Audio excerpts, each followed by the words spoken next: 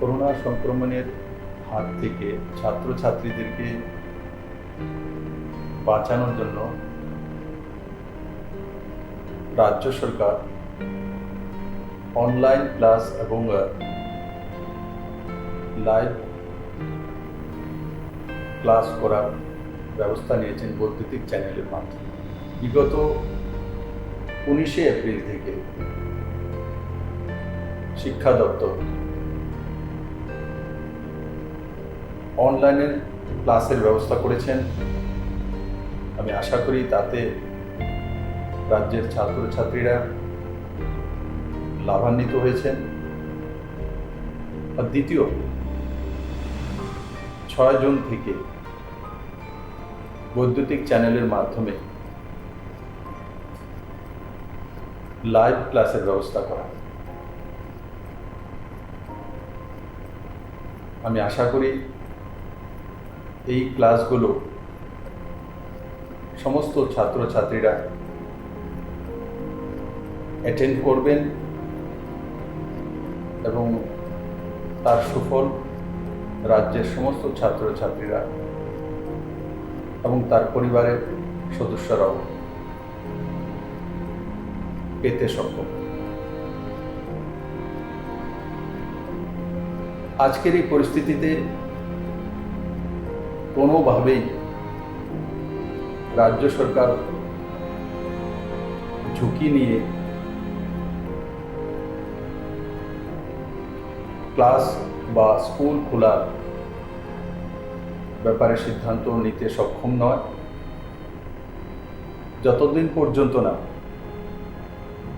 Corona সংক্রমণের vaccine না আসে বা সোশ্যাল ডিস্টেন্সিং মেনটেন করে ক্লাস চালানোর ব্যবস্থা না হয় ততদিন পর্যন্ত ক্লাসরুমে বসে ক্লাস করা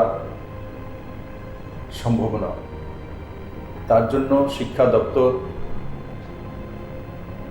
এই সিদ্ধান্তগুলো নিয়েছেন। আমি আশা করি বৈদ্যুতিক চ্যানেলের মাধ্যমে যে লাইভ ক্লাস তার লাভ সমস্ত ছাত্রছাত্রীরা পাবেন এবং নিজেকে সে মতো তৈরি করবেন।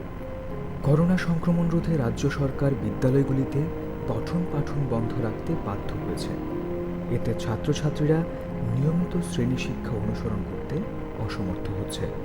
ফলে ছাত্রছাত্রীদের শিক্ষণ প্রক্রিয়ার সাথে সম্পৃক্ত রাখার লক্ষ্যে মাননীয় মুখ্যমন্ত্রীর অনুপ্রেরণায় ও মাননীয় শিক্ষামন্ত্রীর একান্ত আগ্রহে বিদ্যালয় শিক্ষা দপ্তর 19শে এপ্রিল থেকে বৈদ্যুতিন মাধ্যমগুলিতে এলিমেন্টারি এবং সেকেন্ডারি স্তরের ছাত্রছাত্রীদের জন্য অনলাইন ক্লাস শুরু করেছিল।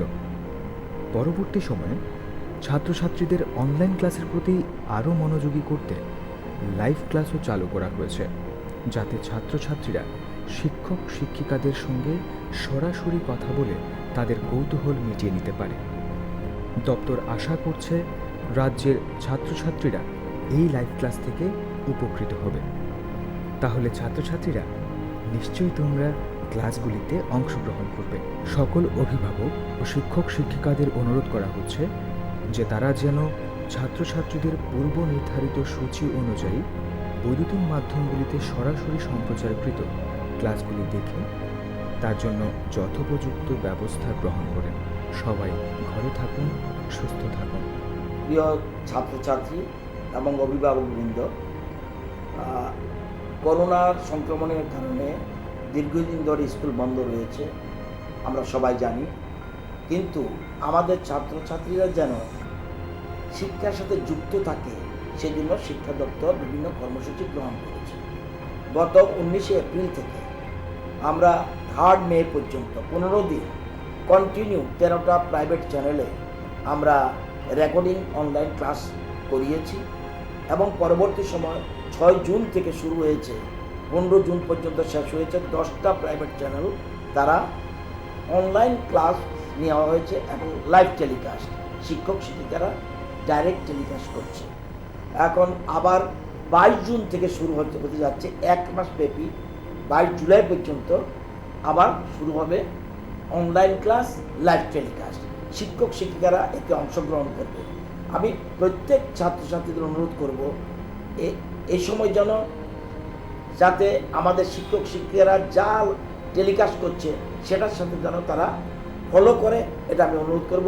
আর অভিভাবকদের অনুরোধ করব আপনারাও যেন আপনাদের সন্তানদের সঠিকভাবে যাতে লাইভ টেলিকাস্ট দেখতে পারে, অনলাইন ক্লাস দেখতে পারে, তার জন্য প্রয়োজনীয় ব্যবস্থা করবেন। পাশাপাশি কবে স্কুল খুলবে আমরা কিচ্ছু বলতে পারছি না, সেজন্য শিক্ষা দপ্তর আপ্রাণ চেষ্টা করবে যে যতদিন স্কুল না খোলে ততদিন পর্যন্ত অনলাইন ক্লাসগুলি চালিয়ে যাওয়ার জন্য। আশা করি এতে ছাত্রছাত্রীরা উপকৃত হবে। সবাইকে অনুরোধ করব এই বিষয়টা লক্ষ্য রাখার জন্য। ধন্যবাদ, নমস্কার।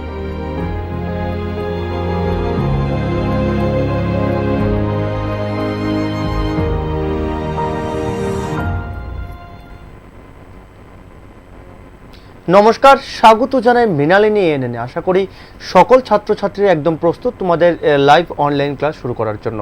তবে আমি আর কথা আর বেশি বাড়াবো না। আশা করি তোমরা সকলেই আজকের যে অনলাইন ক্লাস সেটা দেখার জন্য এবং শোনার জন্য প্রস্তুত। তবে আজ দশম শ্রেণীর বিজ্ঞান নিয়ে স্যার তোমাদের সামনে আলোচনা করবে। স্যার খুব সুপরিচিত মুখ, আমি আর আজকে নতুন করে আর পরিচয় দিচ্ছি না, কারণ সময় এমনি একটু লেট হয়ে গিয়েছে শুরু করতে। তবে আমি স্যারকে বলবো, স্যার আপনার পরিচয় দিয়ে আপনি ক্লাস শুরু করে ফেলুন।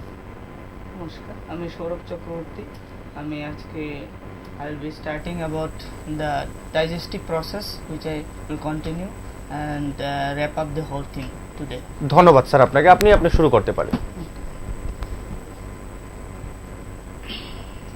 Good evening students. As I was in my last class, I was discussing about this human digestive system, and I have actually explained this digestion up to the stomach. That means you already know that stomach is a jar-shaped bag, and which where mainly actually protein digestion occurs, but the process is not complete in the stomach, and the product or the semi-digested bolus or food particle which is formed is called as chyme. So CHYME. This chyme is actually the semi-digested food which is produced after the digestive enzymes and HCl works on the stomach. Today we will discuss about the further digestive processes which mainly occurs in the small intestine. For that, let us understand a little bit about the structure of the small intestine. As you can see in this diagram, this small intestine actually just after the stomach, it starts with a curvature, and you can see here, this is a view again which I am showing about the small intestine. Here you can see it is a curved structure, say a very curved structure, and it is like a long tube. But mark it, this tube is not just a tube of uniform thickness. In fact, you will find that the thickness of the different parts of the duodenum and also the different parts of the small intestine varies from part to part. So here is the small part which I have drawn. This is just a continuation from the stomach. There is a very large diametered tube which is called as duodenum. This is called as duodenum. This is the first part of the small intestine. The small intestine then continues, as you can see in this diagram, into a long elongated tube, and this elongated tube has again two parts. One part is called as the jejunum, and the last part is ileum. This ileum, jejunum and duodenum, these three parts constitute what you call as the small intestine. Now this duodenum, jejunum, ileum, you will see, if we make a survey, if we move, imagine that you are moving inside the small intestine, then you will find that this part duodenum is the broadest part, then it is followed by the narrower part which is jejunum, and the last part or the final part which is extremely thin and elongated, this is called as the ileum. Now two major functions are there in the small intestine. The first part, that is mainly the duodenum and some part of the jejunum, has the function of actually digesting the food or completing the process of digestion, and the rest part, that is the ileum, mainly it is meant for actually absorbing the food through the intestinal wall. Now you may ask how this actually occurs, how this absorption occurs. We will come across this absorptive process later on, but let us see first how actually digestion occurs in the small intestine, actually what happens there, and how the semi digested food is fully digested in the small intestine, essentially in the duodenum. So what is happening, let us see. This small duodenum, actually in it different type of digestive juices come across. Where from they come? They come from another mixed gland which is called as the pancreas.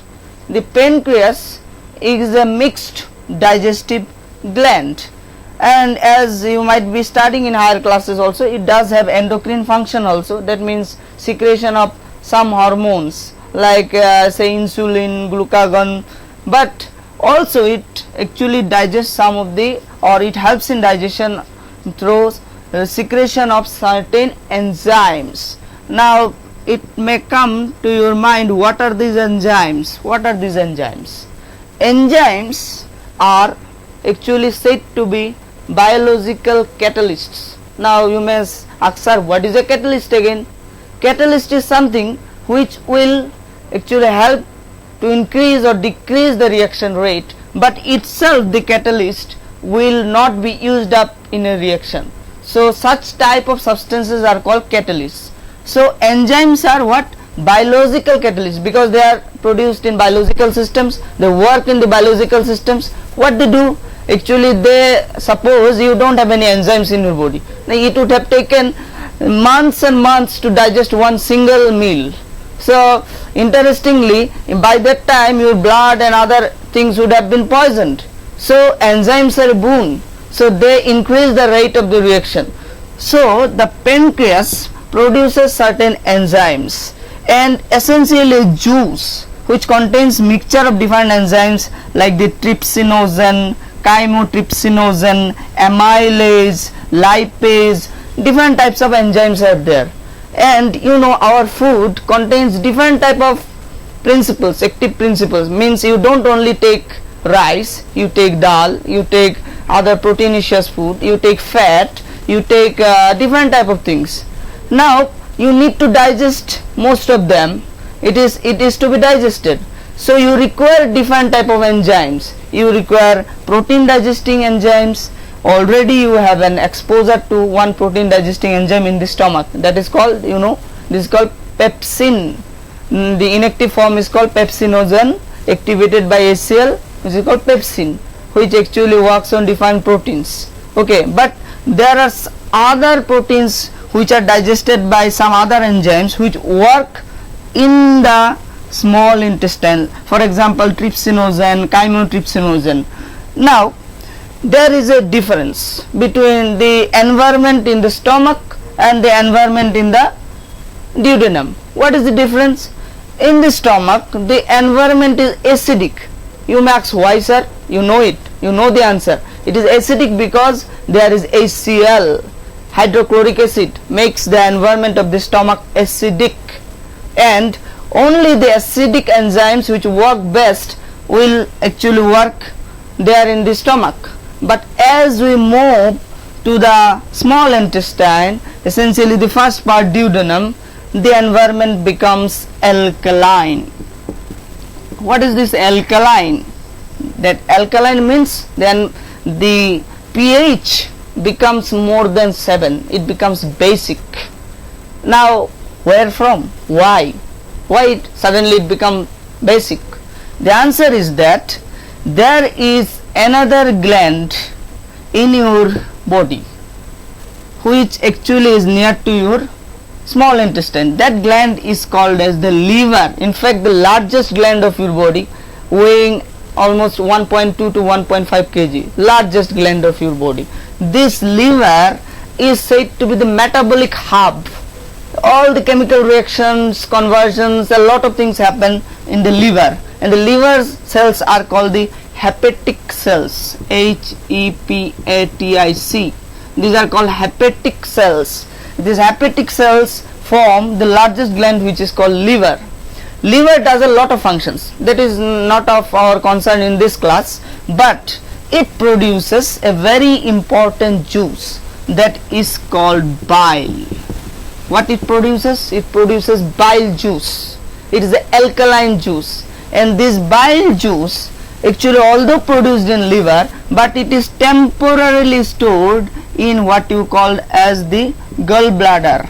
You might have experienced people doing operation, I have stone in my gallbladder, they say it. So what is this gallbladder? This gallbladder is a temporary storage organ, and sometimes what happens, due to some chemical reactions or salts present in the bile itself, certain substances harden up, which you call as stones. Stone doesn't mean that the concrete you find outside. No, stone here means has a chemical meaning. Stone means there are different type of salts in the bile which normally do not precipitate, but if there is a disorder or if there is even high iron content in the water or something like that, sometimes there is precipitation of some crystals, and that is called stone, and that creates problem. So what the doctors will do, they will just cut the liver.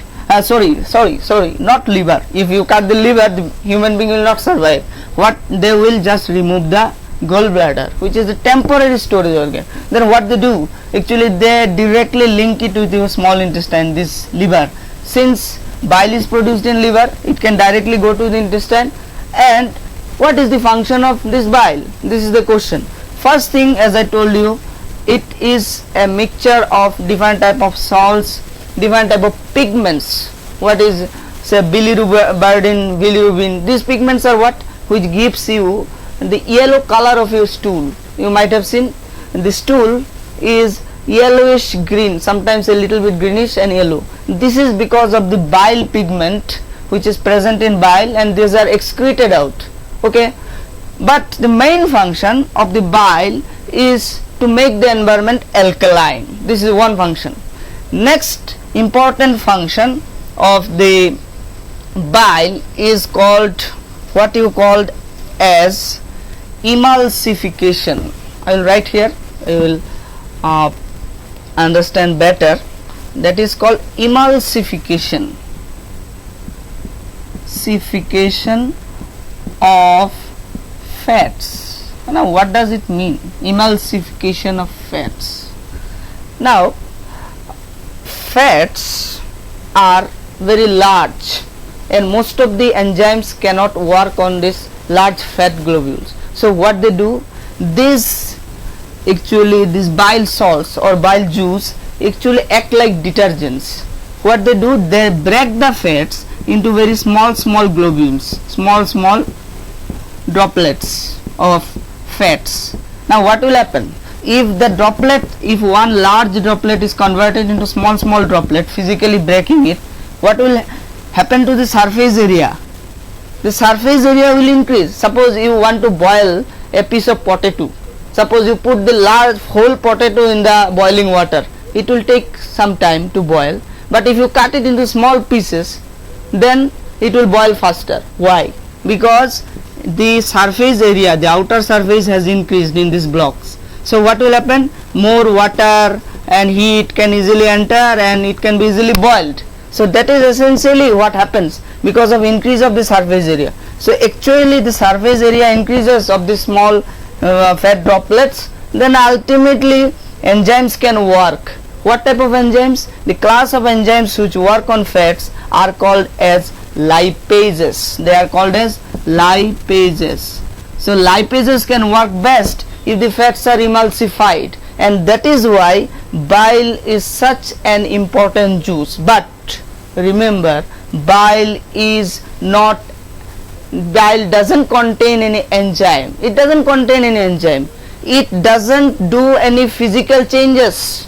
Only it physically breaks the fats. That is called emulsification. But in the process, it helps in the process of digestion. But it is not a digestive juice. So you cannot equate gastric juice or pepsin or any enzyme with the bile juice, because bile is not a digestive juice, but it helps in the process of digestion by actually helping in the process of emulsification. So that is the work of your bile.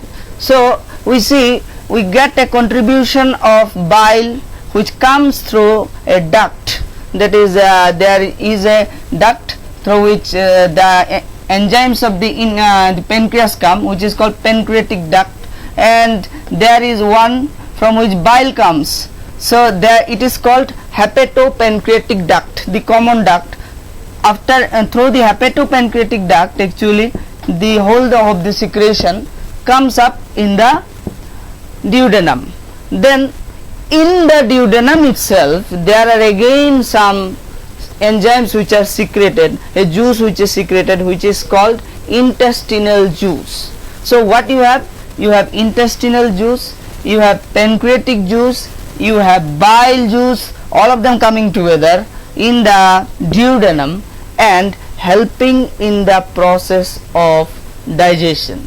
Now how exactly this digestion process occurs, let us see. Now what are the types of food items we usually take? We have three types of mainly we have three types of items. One is carbohydrate. Say examples of carbohydrates, say you have rice you take, or chapati, rice, and all different things. Now these are all what? These are all starch. Starch is a type of carbohydrate, it's a complex carbohydrate. Then you take say dal, you take meat. Now what is this? These are all proteins. Okay, then you take another class, you take carbohydrate, proteins, and you take fats. Now let us see how the digestion of these three group of substances occur in your intestine. To start with, let us take the carbohydrates. Now if you remember, in my earlier class I told that the digestion of the carbohydrates or the starch essentially starts in the mouth itself, because if you remember my last class, because of an enzyme which is called what? Salivary amylase. The salivary amylase actually breaks the starch into maltose. What is this? Suppose this is starch, in the mouth there is salivary amylase, this will be converted to maltose. This maltose is actually a disaccharide, means containing 2 sugar units. 2 units are there, and if starch is, you can think it is a long chain, a polymer of glucose, a long chain. But in maltose you break it into two units. This is called maltose, a disaccharide. So maltose is formed in the actually mouth, and that is why it starts. You start feeling sweeter as you chew the chapati. It becomes sweeter. Why? Because it is a sugar. So this has started in the mouth itself, and then through the esophagus, this along with the other non-digested proteins, fats, this matter comes to your stomach. In the stomach you have seen that there is digestion of proteins. How? Proteins are there, then peptides are there. These are actually broken down into through peptones, through pepsin, remember, into dipeptides, peptones. Means these are also, you can think, what are the proteins? Proteins are actually polymers of amino acid. Suppose a long chain. What are these? This is amino acid 1, amino acid 2, amino acid 3, amino acid 4, amino acid 5. These are different type of polymers. Now what they are doing? The pepsin, first in stomach it breaks into simpler forms, means not the whole chain. So there are 2-3 units like that they will break. So these are peptones, dipeptides and other products which are formed after the digestion in the stomach. Now in the stomach, what type of digestion? This mixture of different things are there. Half digested carbohydrate, then half digested protein, then the not digested fats. All these are there. These all come in the stomach after the formation. We call it CHYME. This mixture of semi-digested food is called chyme. Now this chyme actually moves from the stomach to the large intestine, that is duodenum. In the duodenum there are different type of enzymes which actually break it further. How do they break it? They actually, let us see. For example, carbohydrates, maltose has been formed, then maltose has been formed by in the digestive, essentially in the mouth, then sucrose, then galactose. Remember, these are all 2 unit containing sugars, means 2 unit. Now you have to break it finally into single units. So this can again break into this glucose and galactose, maltose, galactose and galactose, simple units, means single units they have to be broken down. These single units, they are broken by different enzymes like maltase, sucrase. These are different type of enzymes which individually break into single units. What are these? These are single sugars like glucose, galactose. These are the simplest. No more it can be digested. So the simplest form comes into being from this type of enzymes, and these group of enzymes which actually digest the carbohydrates are called as amylases. This is the class name. Suppose you are Rohan, I am Saurabh, different names are there, but all of them, if I say a man or a boy, is the class name. So all of them you call it sucrose, maltose. These enzymes sucrase, maltase, you call them. Remember, this is the sugar, maltose. Enzyme is maltase, ASC. This is OSC. Then sucrose, sucrase. So in this way, all of these enzymes which digest carbohydrates, they are called as amylases. Then what happens in the next part, that is the jejunum, duodenum. After that I told jejunum. Here also there, what is there? First it is, this is part of the carbohydrate. Then proteins are there, then proteases are there. Proteases, then ultimately what is the fundamental unit or simplest unit of the protein? These are amino acids. So what is happening? These proteins, in proteins what are the enzymes they work? First what has acted? That was pepsin. Then what are the enzymes in the intestine, in the alkaline medium? What is working? That is called chymotrypsin or carboxypeptidase. Different types of trypsin, chymotrypsin, carboxypeptidase.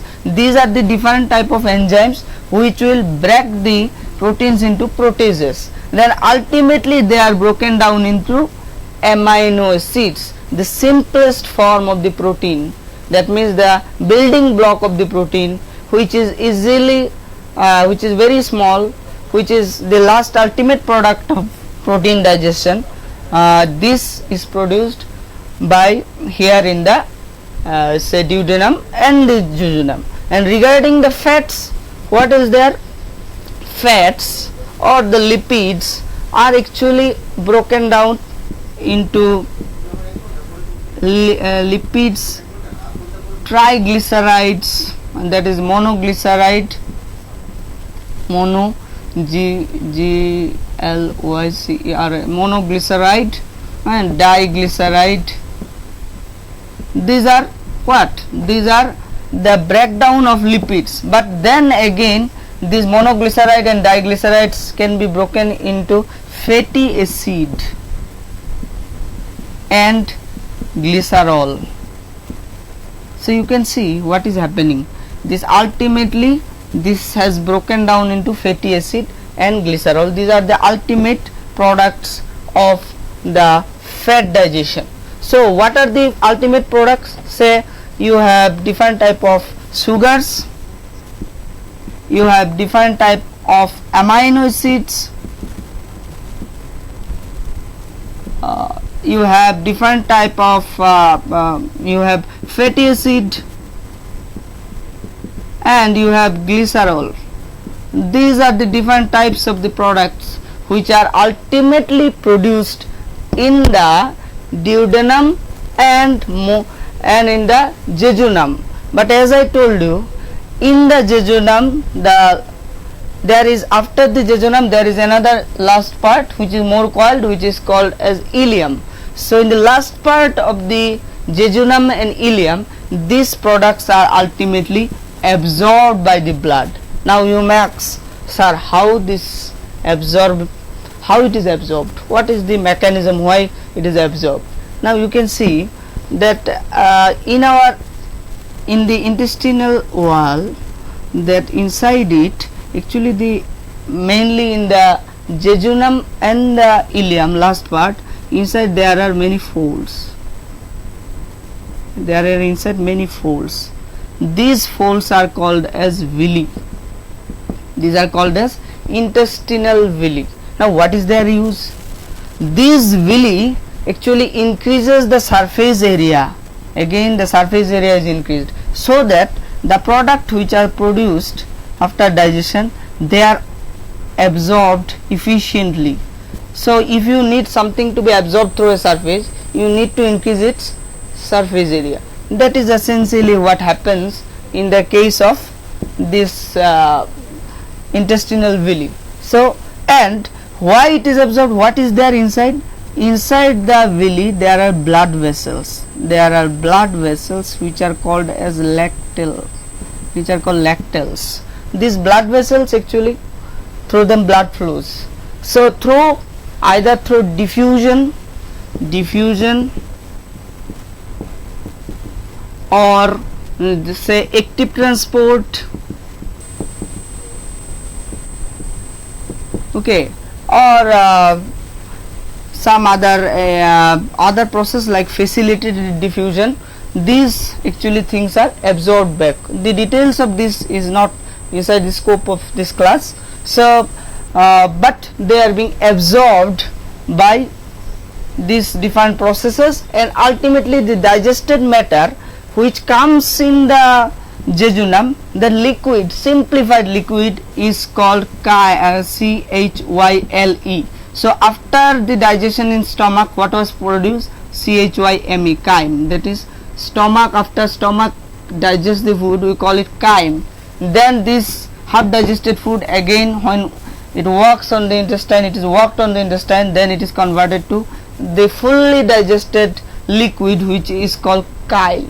This chyle is absorbed through the intestinal villi, and ultimately this reaches to the blood. From the blood it is given to the different cells.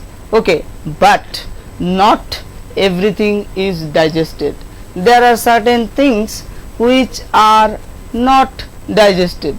This not or these items which are not digested, they actually further move back to the ultimate part of your digestive system, a very large structure which is called as the large intestine. This large intestine, actually you can see has certain parts, and you can see this is the end of small intestine, essentially the end of what you call as the ileum. Then after that what happens? There is a large, very large structure starts. This is, and there is a part, and this starting is called cecum. Cecum, and there is appendix. You might have heard of people suffering from appendicitis. This is what is appendicitis means. Here this is a non-functional part, but sometimes there is infection in the appendix, a part of cecum, and then people suffer from pain, and actually since it is a vestigial and non-essential parts, doctor actually remove it, and then you are relieved. So this is called, this problem or this disease is called appendicitis. So essentially what happens is that this actually moves down, these actually this actually the food items from here, suppose it undigested food item, remember the undigested items reach to the upper part of the cecum, and ultimately they go to a structure, they form a structure, wall like structure, which is called as colon. This is after the cecum there is colon. Now this colon, it is starting part is called the ascending, then there is transverse, because it is transverse colon, this part transverse colon, then ultimately there is the lower part, this is called descending colon, and then there is a curved part which is called as the sigmoid colon, this is the shape, and ultimately there is a storage part which is called rectum, and then the anus. So what is happening here is that the food is moving from this ascending to transverse, descending, sigmoid colon, and ultimately temporarily it is stored in rectum, and finally it is going out through the process of egestion through the anus. So here actually undigested food is released out, and that process is called as egestion. This process is called as egestion. Then what is the function of this large intestine? Essentially no digestive activity occurs in the large intestine, but in the colon and other parts water is reabsorbed back. You know, water is a very essential part of our diet. If too much water is lost, then it may affect your blood volume. So extra water is being absorbed back through the walls of the large intestine. This is one thing. Then some mucus is secreted. That mucus along with some water actually makes what you call the feces or stool, and that stool ultimately is moving out. How? By the process, you know, earlier you have studied peristalsis. It is called peristalsis. Through the process of peristalsis it moves out and it comes out through the anus. So that essentially actually shows how actually the digestion actually occurs, or ultimately the undigested food is actually released out from your digestive system. Okay, so up to this this is about the whole process of human digestive system, but in that let us see certain actually critical features, important features. If somebody asks you what is the difference between the digestion in the stomach and the digestion in the intestine, then okay on. So if such a process goes off, then we have to actually see the difference in the environment. So we will discuss about these differences in this, in the further discussion. What is the difference? Let us see before going further what is the difference. For the time being I will ask you to sir আমি মাঝখানে একটা কথা বলছি। ছাত্রছাত্রীরা তোমরা এই মুহূর্তে phone করার সুযোগ পেয়ে যাচ্ছ এবং তোমরা এই মুহূর্তে স্যারের সাথে ফোন করে আলোচনা করতে পারো, এবং স্যার আজকে যে টপিকটা নিয়ে আলোচনা করছে সেই ক্ষেত্রে যদি তোমাদের কোনো অসুবিধা হয়ে থাকে তাহলে নিশ্চয়ই তোমরা এই মুহূর্তে ফোন করতে পারো। তাহলে টিভি স্ক্রিনে যে নম্বরটা আছে 8258936928 এই নম্বরে তোমরা সরাসরি ফোন করতে পারো এবং স্যারের সাথে ডিসকাস করতে পারো। ঠিক আছে স্যার, আপনি কন্টিনিউ করতে পারেন। Okay, So I am actually reiterating what has been told. I was speaking that what is the main difference between the digestive process in the stomach and the small intestine, because in these two parts digestion occurs. In the stomach you can see that essentially the environment is what? Acidic. In the stomach it is acidic. In the intestine, which intestine? Of course the small intestine.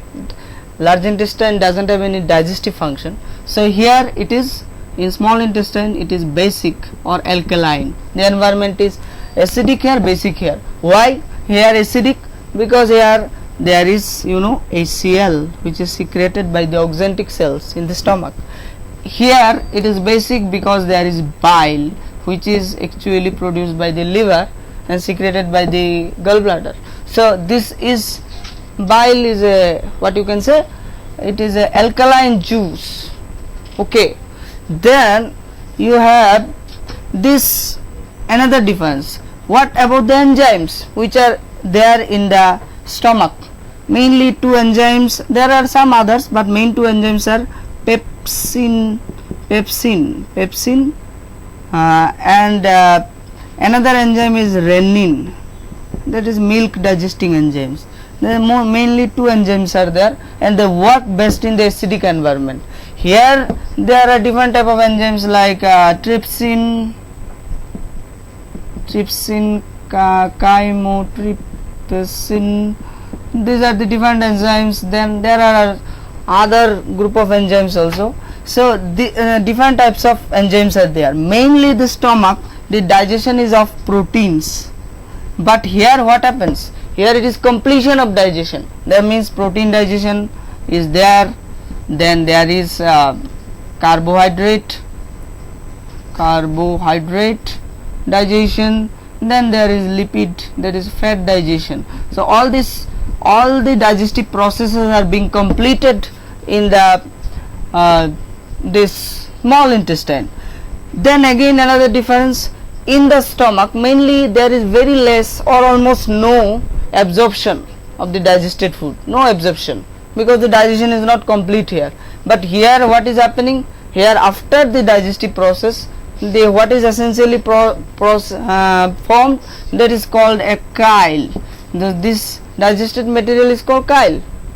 So this chyle actually is fully digested food material. This chyle, what it does, it is absorbed by the different parts. Essentially I told you what are the parts. These are the this ileum and jejunum. Jejunum and ileum are the two parts where essentially absorption of the food material occurs.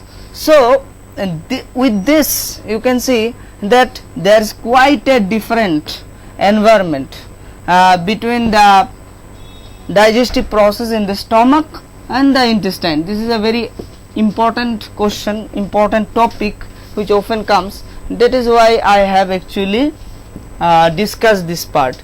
With this I end up the part of the digestion. With this our actually the digestion of in heterotrophs, essentially digestion in human beings is over. This discussion. So to now I will just wrap up the whole system, what is called your as the the nutrition process, because essentially in these 3 days which I have taken the class, I have discussed about the nutritional process. So let me just give you an summarized idea what I have discussed and which area you need to focus. First is that I discussed that nutrition is of two types, autotrophic and heterotrophic. In autotrophic I discussed about the process of photosynthesis. Remember, in your standard the process of photosynthesis need not be studied in whole detail, but you must understand the basics of the process of photosynthesis. What were the basics?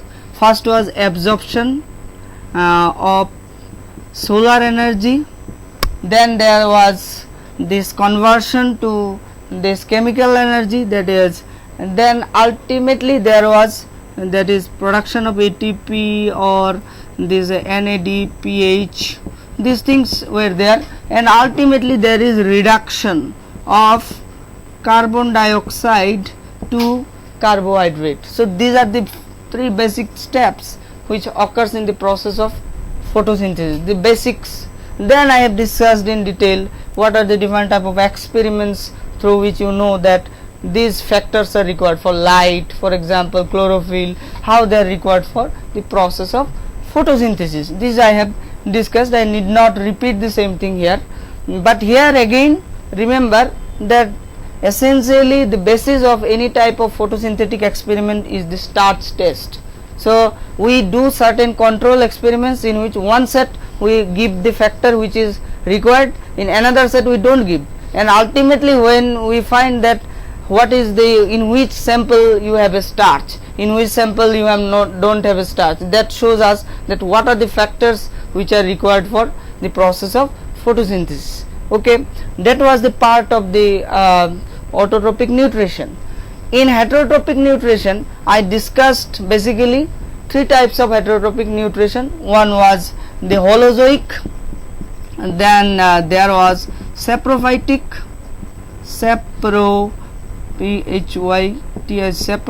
or saprotrophic, better to say saprotrophic, because phytic was used, the word phytic was used when they were considered as plants, but now fungi are not considered plants, so better you call it saprotrophic.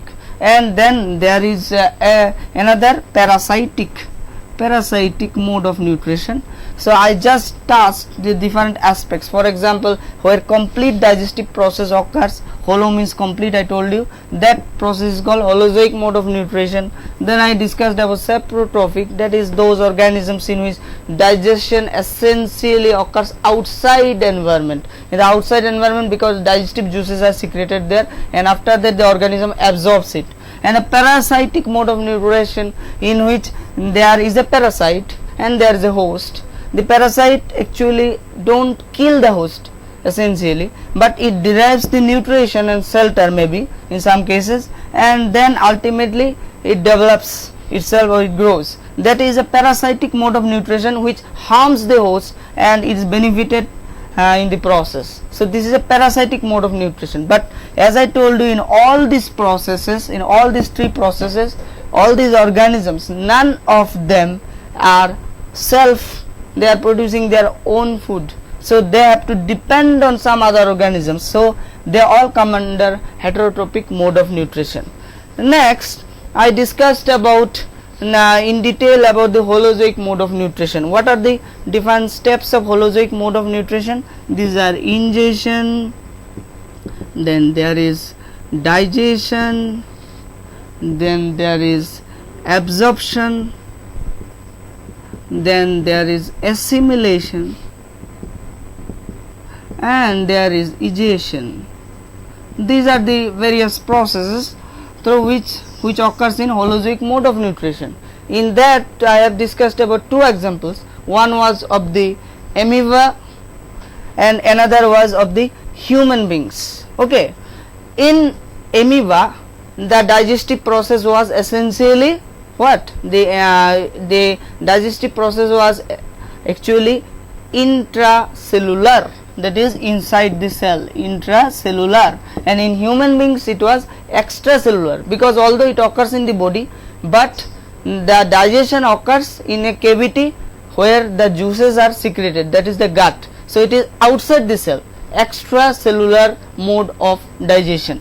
Now this intracellular, extracellular, in the extracellular we have discussed the human beings, in the intracellular amoeba, in the amoeba there are different processes, in the human beings we have also discussed various processes which I discussed today.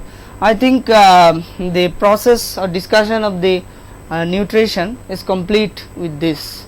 Okay, study your chapters properly, especially the NCERT book. If you I mean to say your board books, it is same like in English medium, it's same like the Tripura NCERT. So you can study these books, use it as an outline, then if you have any doubt you can go for reference book, and then you try to listen to the lectures, correlate them rather than mugging up, and then with this you can have a very good idea about the process of nutrition.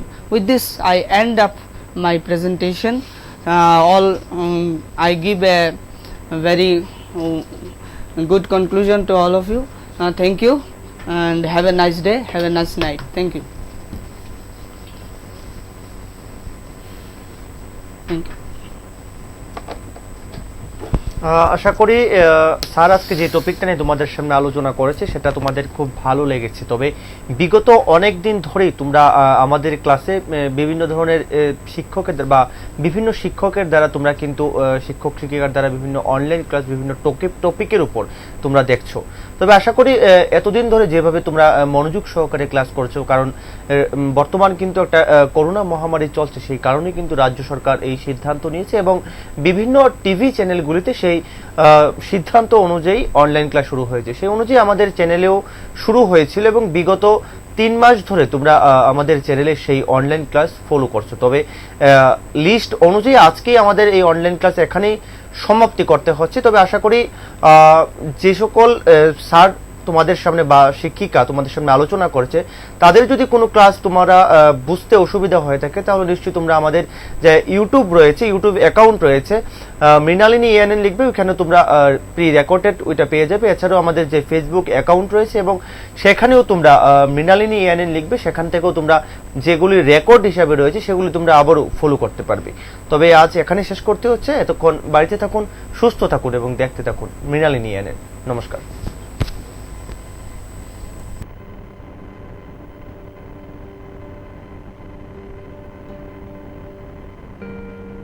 Corona সংক্রমণের হাত থেকে ছাত্রছাত্রীদেরকে বাঁচানোর জন্য রাজ্য সরকার online class এবং live class করার ব্যবস্থা নিয়েছেন বৈদ্যুতিক চ্যানেলের মাধ্যমে। বিগত 19শে এপ্রিল থেকে শিক্ষা দপ্তর অনলাইনে ক্লাসের ব্যবস্থা করেছেন। আমি আশা করি তাতে রাজ্যের ছাত্রছাত্রীরা লাভান্বিত হয়েছেন। আর দ্বিতীয় 6 জুন থেকে বৈদ্যুতিক চ্যানেলের মাধ্যমে লাইভ ক্লাসের ব্যবস্থা করা। আমি আশা করি এই ক্লাসগুলো সমস্ত ছাত্রছাত্রীরা অ্যাটেন্ড করবেন এবং তার সুফল রাজ্যের সমস্ত ছাত্রছাত্রীরা এবং তার পরিবারের সদস্যরাও পেতে সক্ষম। আজকের এই পরিস্থিতিতে কোনোভাবেই রাজ্য সরকার ঝুঁকি নিয়ে ক্লাস বা স্কুল খোলার ব্যাপারে সিদ্ধান্ত নিতে সক্ষম নয় যতদিন পর্যন্ত না করোনা সংক্রমণের ভ্যাকসিন না আসে বা সোশ্যাল ডিস্টেন্সিং মেনটেন করে ক্লাস চালানোর ব্যবস্থা না হয় ততদিন পর্যন্ত ক্লাসরুমে বসে ক্লাস করা সম্ভব নয়। তার জন্য শিক্ষা দপ্তর এই সিদ্ধান্তগুলো নিয়েছেন। আমি আশা করি বৈদ্যুতিক চ্যানেলের মাধ্যমে যে লাইভ ক্লাস তার লাভ সমস্ত ছাত্রছাত্রীরা পাবেন এবং নিজেকে সে মতো তৈরি করবে। করোনা সংক্রমণ রোধে রাজ্য সরকার বিদ্যালয়গুলিতে পঠন পাঠন বন্ধ রাখতে বাধ্য হয়েছে। এতে ছাত্রছাত্রীরা নিয়মিত শ্রেণী শিক্ষা অনুসরণ করতে অসমর্থ হচ্ছে। ফলে ছাত্রছাত্রীদের শিক্ষণ প্রক্রিয়ার সাথে সম্পৃক্ত রাখার লক্ষ্যে মাননীয় মুখ্যমন্ত্রীর অনুপ্রেরণায় ও মাননীয় শিক্ষামন্ত্রীর একান্ত আগ্রহে বিদ্যালয় শিক্ষা দপ্তর 19শে এপ্রিল থেকে বৈদ্যুতিন মাধ্যমগুলিতে এলিমেন্টারি এবং সেকেন্ডারি স্তরের ছাত্রছাত্রীদের জন্য অনলাইন ক্লাস শুরু করেছিল। পরবর্তী সময়ে ছাত্রছাত্রীদের অনলাইন ক্লাসের প্রতি আরও মনোযোগী করতে লাইভ ক্লাসও চালু করা হয়েছে, যাতে ছাত্রছাত্রীরা শিক্ষক শিক্ষিকাদের সঙ্গে সরাসরি কথা বলে তাদের কৌতূহল মিটিয়ে নিতে পারে। দপ্তর আশা করছে রাজ্যের ছাত্রছাত্রীরা এই লাইভ ক্লাস থেকে উপকৃত হবে। তাহলে ছাত্রছাত্রীরা নিশ্চয়ই তোমরা ক্লাসগুলিতে অংশগ্রহণ করবে। সকল অভিভাবক ও শিক্ষক শিক্ষিকাদের অনুরোধ করা হচ্ছে যে তারা যেন ছাত্রছাত্রীদের পূর্ব নির্ধারিত সূচি অনুযায়ী বৈদ্যুতিন মাধ্যমগুলিতে সরাসরি সম্প্রচারকৃত ক্লাসগুলি দেখে তার জন্য যথোপযুক্ত ব্যবস্থা গ্রহণ করেন। সবাই ঘরে থাকুন, সুস্থ থাকুন। প্রিয় ছাত্রছাত্রী এবং অভিভাবকবৃন্দ, করোনার সংক্রমণের কারণে দীর্ঘদিন ধরে স্কুল বন্ধ রয়েছে, আমরা সবাই জানি। কিন্তু আমাদের ছাত্রছাত্রীরা যেন শিক্ষার সাথে যুক্ত থাকে, সেজন্য শিক্ষা দপ্তর বিভিন্ন কর্মসূচি গ্রহণ করেছে। গত 19 এপ্রিল থেকে আমরা 3 মে পর্যন্ত 15 দিন কন্টিনিউ 13টা প্রাইভেট চ্যানেলে আমরা রেকর্ডিং অনলাইন ক্লাস করিয়েছি এবং পরবর্তী সময় 6 জুন থেকে শুরু হয়েছে, 15 জুন পর্যন্ত শেষ হয়েছে। 10টা প্রাইভেট চ্যানেল তারা অনলাইন ক্লাস নেওয়া হয়েছে এবং লাইভ টেলিকাস্ট, শিক্ষক শিক্ষিকারা ডাইরেক্ট টেলিকাস্ট করছে। এখন আবার 22 জুন থেকে শুরু হতে যাচ্ছে, 1 মাস ব্যাপী 22 জুলাই পর্যন্ত আবার শুরু হবে অনলাইন ক্লাস, লাইভ টেলিকাস্ট। শিক্ষক শিক্ষিকারা এতে অংশগ্রহণ করবে। আমি প্রত্যেক ছাত্রছাত্রীদের অনুরোধ করব এই সময় যেন যাতে আমাদের শিক্ষক শিক্ষিকারা যা টেলিকাস্ট করছে সেটার সাথে যেন তারা ফলো করে, এটা আমি অনুরোধ করব। আর অভিভাবকদের অনুরোধ করব, আপনারাও যেন আপনাদের সন্তানদের সঠিকভাবে যাতে লাইভ টেলিকাস্ট দেখতে পারে, অনলাইন ক্লাস দেখতে পারে, তার জন্য প্রয়োজনীয় ব্যবস্থা করবেন। পাশাপাশি কবে স্কুল খুলবে আমরা কিচ্ছু বলতে পারছি না, সেজন্য শিক্ষা দপ্তর আপ্রাণ চেষ্টা করবে যে যতদিন স্কুল না খোলে ততদিন পর্যন্ত অনলাইন ক্লাসগুলি চালিয়ে যাওয়ার জন্য। আশা করি এতে ছাত্রছাত্রীরা উপকৃত হবে। সবাইকে অনুরোধ করব এই বিষয়টা লক্ষ্য রাখার জন্য। ধন্যবাদ, নমস্কার।